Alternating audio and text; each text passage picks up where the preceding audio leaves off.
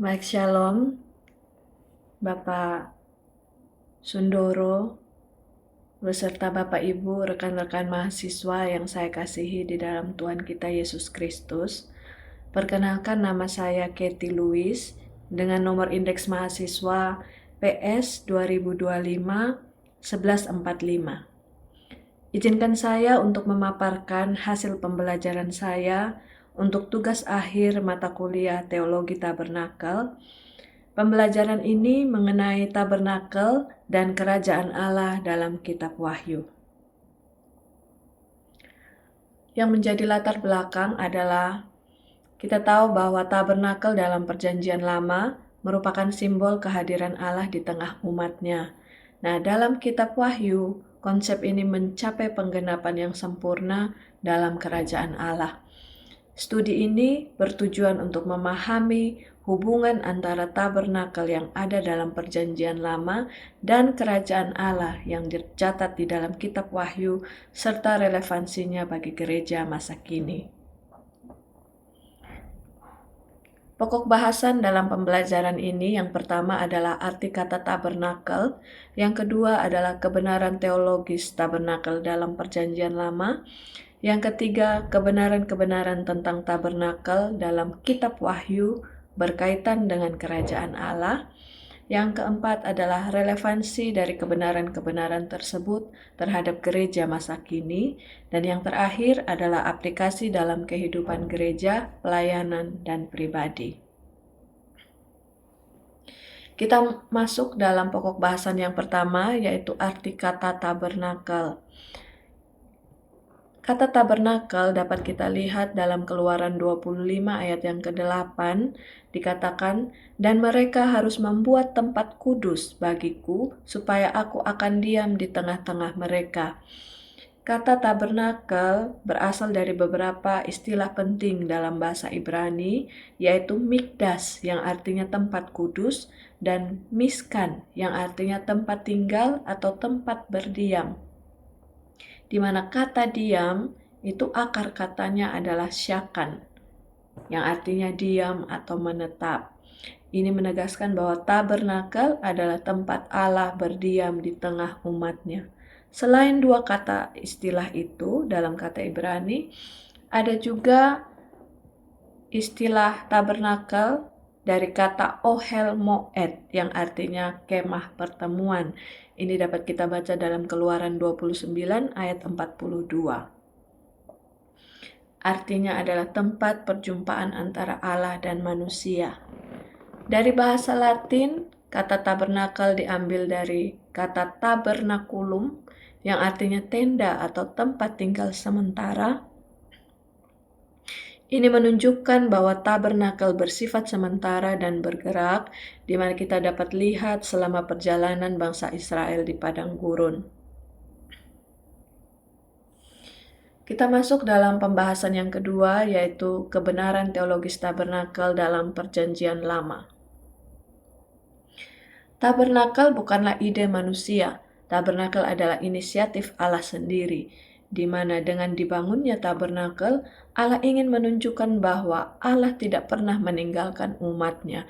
Allah tetap ingin berelasi dengan umatnya, sehingga ini menjadi tujuan yang utama dan tujuan yang paling mendasar, di mana Allah tidak ingin disembah dari jauh, dan Allah rindu untuk hadir secara nyata di tengah umatnya, karena Allah kita itu adalah Allah Immanuel, Allah yang selalu beserta.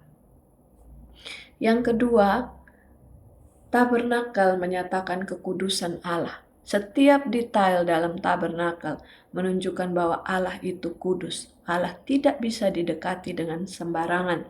Ada batas-batasan, ada aturan-aturan yang ketat, di mana dalam setiap bagiannya, dalam pelataran, dalam ruang kudus dan ruang maha kudus, tidak boleh sembarangan orang masuk. Ini bertujuan untuk membentuk kesadaran bahwa Allah berbeda dari manusia. Allah kudus dan manusia penuh dengan dosa, sehingga Allah mau menanamkan rasa hormat bagi umatnya. Kemudian pembangunan tabernakel merupakan sistem yang dibangun oleh Tuhan. Karena manusia sudah jatuh di dalam dosa dan dosa memisahkan manusia dari Allah, maka Allah menyediakan jalan melalui korban. Fungsi ini sangat penting. Kita lihat dalam mesbah korban bakaran. Di dalam tabernakel terdapat mesbah korban bakaran yang merupakan tempat pengampunan dimulai, dan darah yang dicurahkan adalah sarana perdamaiannya. Sehingga tabernakel dibangun untuk memulihkan hubungan manusia dengan Allah dan mengajarkan bahwa dosa itu serius. Yang berikutnya, tabernakel. Dengan adanya tabernakel, kita melihat bahwa tidak semua orang bisa masuk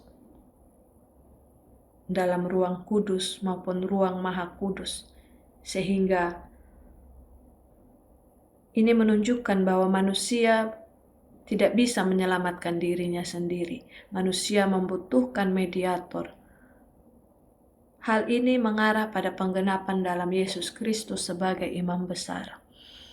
Yang berikutnya, tabernakel menjadikan Allah sebagai pusat kehidupan umatnya. Dalam Bilangan yang pasal kedua dikatakan bahwa tabernakel ditempatkan di tengah perkemahan Israel, sehingga seluruh kehidupan bangsa Israel berpusat kepada Allah.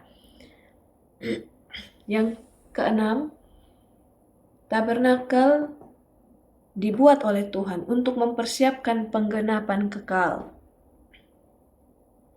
Tabernakel adalah bagian dari alur besar Alkitab, di mana kita lihat dari sejak awal manusia diciptakan dan ditaruh di Taman Eden, Allah selalu rindu untuk bersama-sama dengan manusia.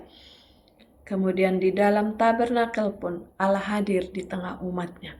Kemudian melalui Yesus Kristus, Allah turun dan menjadi manusia. Di dalam Wahyu dicatat bahwa Allah akan tinggal selama-lamanya dengan manusia.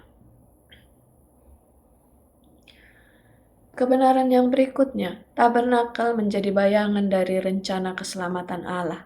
Tabernakel bukan tujuan akhir, tetapi tabernakel merupakan nubuatan simbolik tentang Kristus, di mana semua hal dalam tabernakel menunjuk kepada rencana keselamatan yang diwujudkan dalam Yesus Kristus. Sehingga tabernakel adalah simbol dan Kristus adalah penggenapannya. Tabernakel adalah alat petunjuk yang benar dan berasal dari Tuhan, tetapi bukan realitas akhirnya.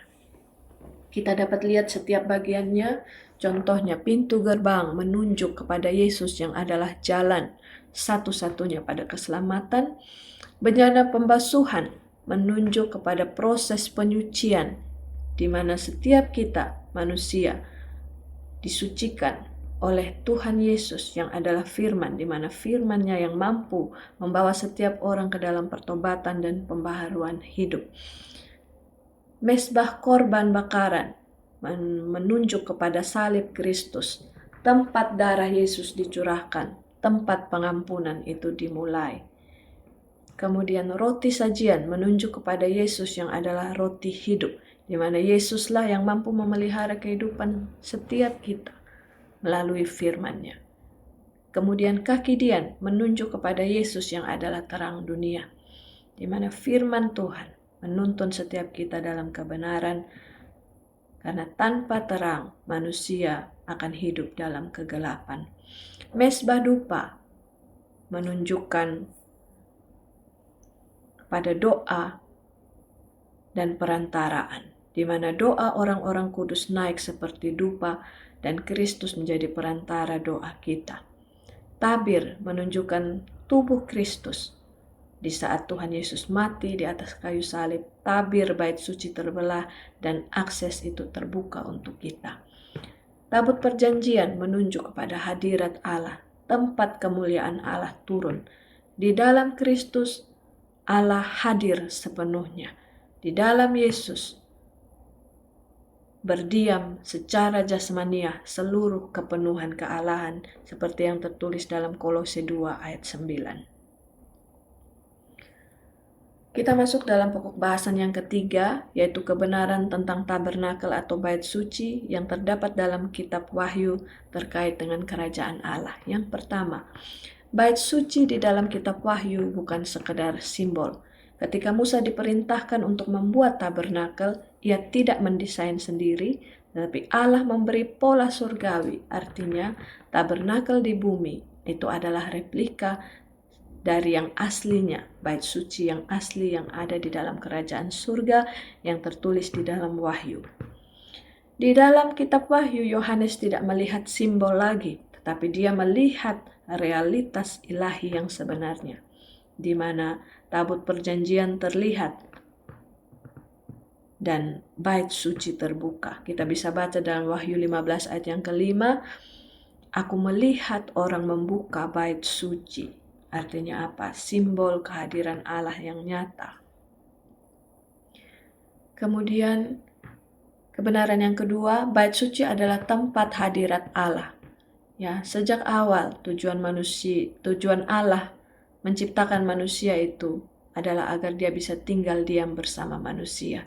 Seperti di Taman Eden, Allah berjalan bersama manusia. Di tabernakel, Allah tinggal di tengah-tengah umatnya dalam wujud kemah. Dalam kitab Wahyu dicatat bahwa Allah akan tinggal selama-lamanya dengan manusia. Tidak perlu lagi ada bangunan, tidak perlu lagi ada tirai, tidak ada pembatas antara Allah dengan manusia. Intinya adalah bukan tempat dan bukan ritual, tetapi bait suci itu adalah pusat hadirat Allah sendiri. Kebenaran yang berikutnya, bait suci adalah sumber penghakiman. Ya. Di dalam Wahyu 14 ayat 17 dan Wahyu 15 ayat 6-7 kita melihat bahwa malaikat pembawa murka keluar dari bait suci. Ini menunjukkan bahwa penghakiman itu bukan sekedar tindakan emosional, tetapi penghakiman adalah respon dari kekudusan Allah. Ya, di mana kekudusan Allah menuntut penghakiman terhadap dosa. Kasih Allah tidak meniadakan keadilan. Allah kita adalah Allah yang penuh kasih, tetapi Dia juga adalah Allah yang adil. Kebenaran yang berikutnya, bait suci adalah pusat tahta dan otoritas Allah. Suara dari bait suci terdengar. Ada suara dari tahta. Di dalam Wahyu 16 ayat 17 berkata, malaikat yang ketujuh menumpahkan cawannya ke angkasa, dan dari dalam bait suci kedengaranlah suara yang nyaring dari tahta itu, katanya, sudah terlaksana. Ada suara yang keluar dari tahta, dari bait suci. Artinya apa? Bait suci tidak terpisahkan dari pemerintahan Allah. Hadirat Allah dan pemerintahan Allah adalah satu kesatuan, di mana ada hadirat Allah, maka di situ juga ada pusat keputusan ilahi. Ada penghakimannya, keputusan tentang keselamatan, keputusan tentang pemulihan. Maka di mana Allah hadir, di situ juga Dia memerintah. Tidak ada lagi kuasa lain dan tidak ada lagi pemberontakan. Dan setiap firman yang keluar dari tahta tidak bisa dibatalkan, tidak bisa dilawan, dan pasti terjadi. Kebenaran yang berikutnya, bait suci dipenuhi oleh kemuliaan Allah. Dalam Wahyu 15 ayat 8 dikatakan, dan bait suci itu dipenuhi asap karena kemuliaan Allah dan karena kuasanya. Asap kemuliaan memenuhi bait suci ini menandakan kehadiran Allah secara penuh. Di mana ketika Allah hadir, Dia menyatakan dirinya, Dia menyatakan kemuliaannya, Dia menyatakan kekudusannya, kasihnya, kuasanya, dan kebenarannya. Sepanjang pencatatan Alkitab kita melihat bagaimana manusia menyaksikan kemuliaan Allah. Ketika bangsa Israel dan Musa, mereka dapat menyaksikan kemuliaan Allah lewat tiang awan dan tiang api yang selalu menyertai mereka pagi dan malam. Di dalam tabernakel, kemah itu, kemuliaan Allah memenuhi kemah tersebut. Di dalam bait suci, kemuliaan Allah nyata dan berkuasa penuh sehingga imam-imam tidak tahan. Di dalam Yesus Kristus, kemuliaan Allah juga dinyatakan, tetapi terselubung oleh kemanusiaannya. Di dalam Wahyu dicatatkan bahwa kemuliaan Allah itu tanpa batas. Kebenaran yang berikutnya, bahwa akses ke bait Allah tetap hanya melalui anak domba. Ya. Dalam tabernakel Perjanjian Lama, hanya imam besar yang boleh masuk ke ruang Maha Kudus. Itu pun setahun sekali dengan membawa darah korban bakaran. Tetapi di dalam Wahyu dikatakan bahwa semua orang-orang kudus dapat masuk dan melayani Dia. Karena darah Yesus telah membuka jalan. Karena salibnya adalah pintu masuk ke hadirat Allah. Tanpa darah Yesus yang tercurah, maka tetap tidak akan ada akses. Kebenaran yang berikutnya, orang percaya adalah bagian dari bait suci. Dalam Wahyu 3 ayat yang ke-12 dikatakan, barang siapa menang, ia akan kujadikan soko guru di dalam bait suci Allahku, dan ia tidak akan keluar lagi dari situ. Kepadanya akan kutuliskan nama Allahku, nama kota Allahku, yaitu Yerusalem baru, yang turun dari surga, dari Allahku, dan namaku yang baru. Artinya apa? Orang percaya disebut sebagai soko guru, sebagai tiang atau pilar dalam bait Allah.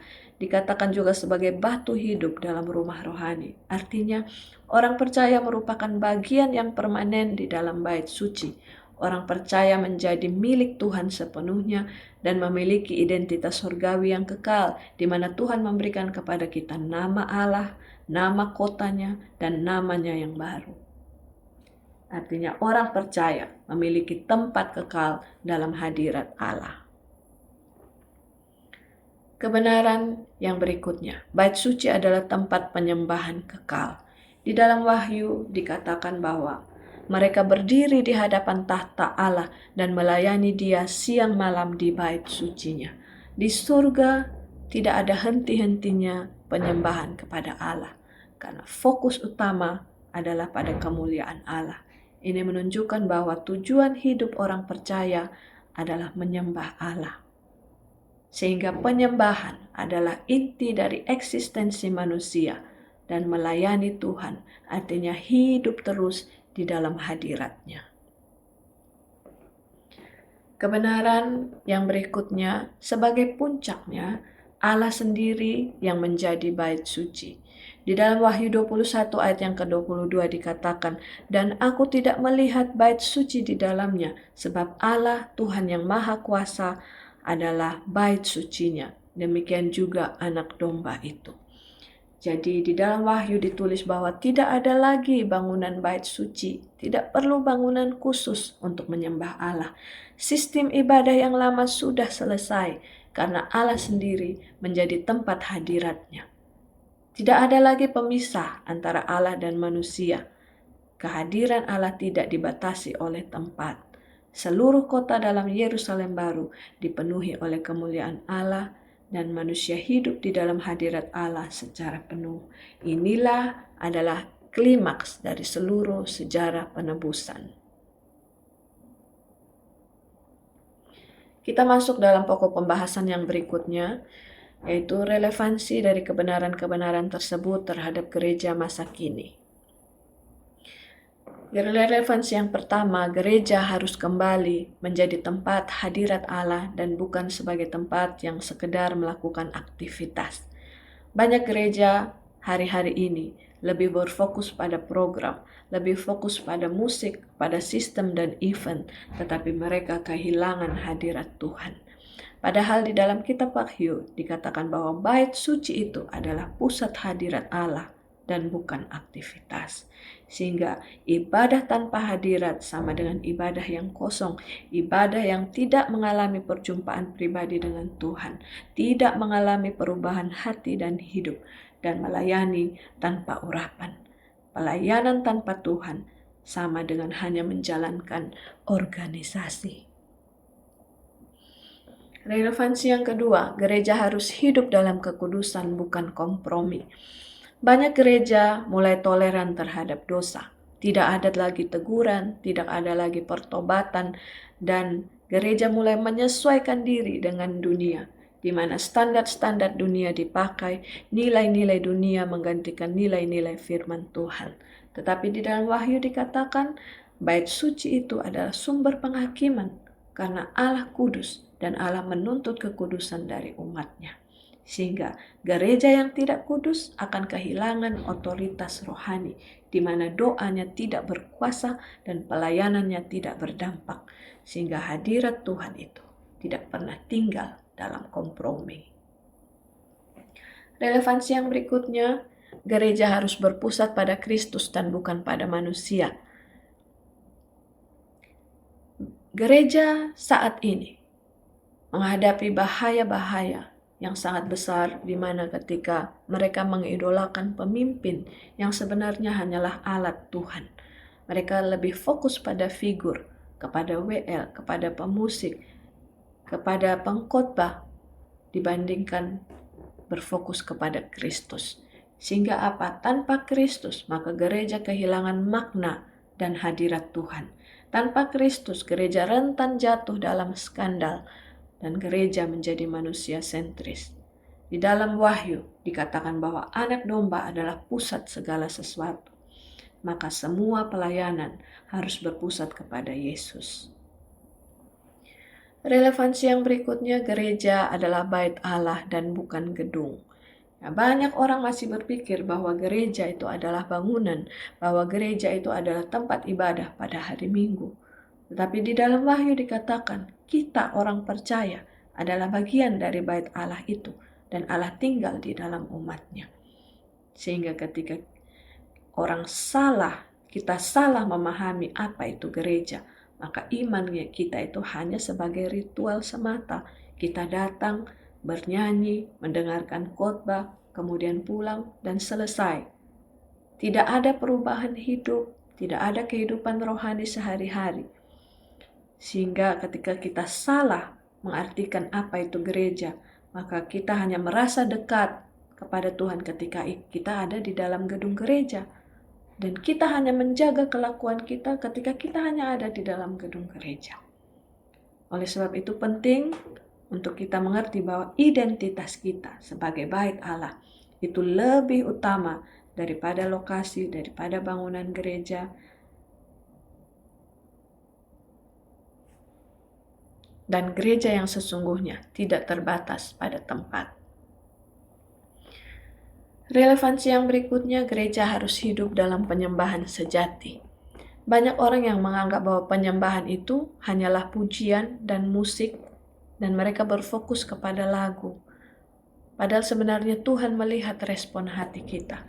Banyak orang yang mengira bahwa penyembahan itu hanyalah bagian dari awal ibadah atau liturgi. Tetapi dalam Wahyu dikatakan, penyembahan adalah gaya hidup kekal, di mana penyembahan itu terlihat dalam cara kita hidup, cara kita berbicara, cara kita mengambil keputusan, dan ketaatan kita. Penyembahan itu adalah respon terhadap siapa Allah. Sehingga kalau kita tahu benar ini, maka penyembahan bukanlah acara 20 menit saja. Penyembahan bukan hanya di gereja saja. Penyembahan tidak berfokus kepada manusia, dan penyembahan harus menghasilkan ketaatan. Penyembahan sejati selalu menghasilkan hidup yang berubah, yaitu kehidupan yang memuliakan Tuhan. Relevansi yang berikutnya, gereja harus sadar akan kekekalan dan penghakiman yang nyata. Gereja saat ini lebih banyak berbicara tentang berkat dan lebih banyak berfokus tentang kesuksesan. Mereka menghindari tema-tema penghakiman. Tetapi di dalam Wahyu dikatakan bahwa penghakiman adalah bagian dari kerajaan Allah. Karena Injil tanpa pertobatan adalah Injil palsu. Dan tanpa kesadaran akan kekekalan, maka gereja akan menjadi seperti dunia ini. Allah kita adalah yang penuh kasih dan keadilan, sehingga kasih dan keadilan Allah itu berjalan seimbang. Kalau hanya kasih yang ditunjukkan, maka Allah akan menjadi sosok yang murahan tanpa kuasa dan otoritas. Kalau hanya penghakiman yang ditunjukkan, maka Allah akan menjadi sosok yang menakutkan tanpa harapan.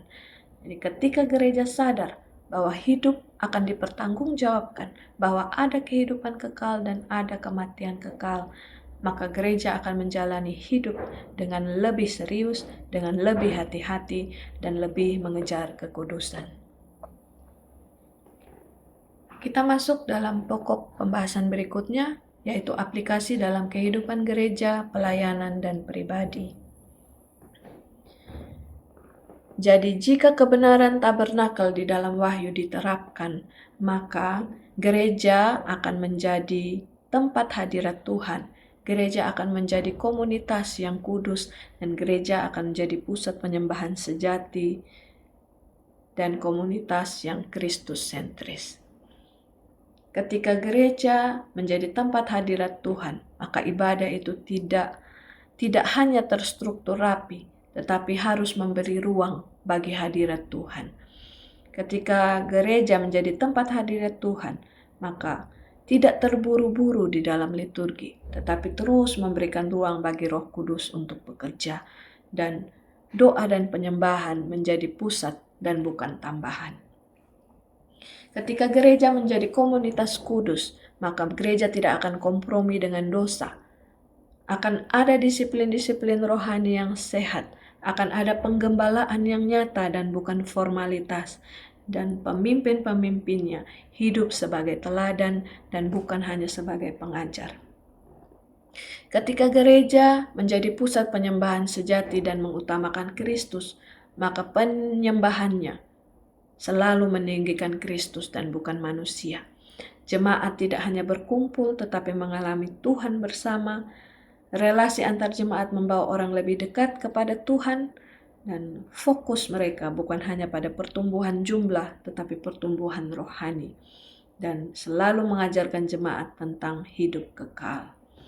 Kemudian, jika kebenaran tabernakel dalam Wahyu diterapkan dalam pelayanan kita, maka pelayanan kita akan menjadi pelayanan yang lahir dari keintiman, bukan sekedar ambisi.